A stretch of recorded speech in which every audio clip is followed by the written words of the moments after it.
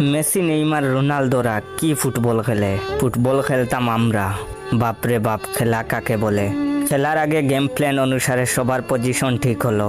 তোরা 3 জন ডিফেন্সে, আমরা 2 জন মিডফিল্ডে, 2 জন ডানে, 2 জন বামে, আর তুই মেইন স্ট্রাইকার। খেলায় অফসাইড নাই।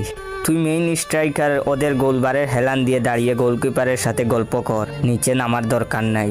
শুধু আমরা বল এগিয়ে দিলে গোল করবি। খবরদার মিস হওয়া চলবে না।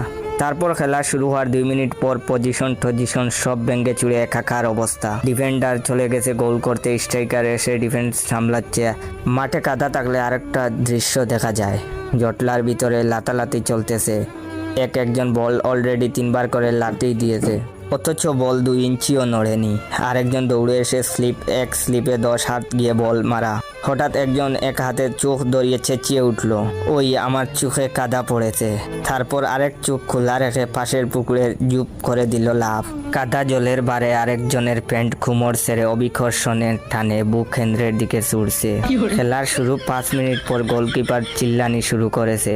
সে অলরেডি 5 মিনিট গোলকিপিং করে ফেলেছে। এখন আরেকজনকে গোলকিপার হতে হবে। সে এখন স্ট্রাইকিংয়ে খেলবে। এরপর আগের স্ট্রাইকার সরাসরি গোলকিপিংয়ে চলে এলো। এভাবেই সব প্লেয়ার গোলকিপিং, ডিফেন্স, মিডফিল্ড, স্ট্রাইকিং সব পজিশনে খেলে ফেলে। পুরাই অলরাউন্ডার। অথচ এই মেসি, নেইমার, রোনালদো তারা একটা পজিশনে খেলে। যাই হোক, ভিডিওটা বানিয়েছি আমাদের শৈশবের কথা মনে করিয়ে দিতে, কোনো প্লেয়ারকে ছোট করে দেখতে নয়।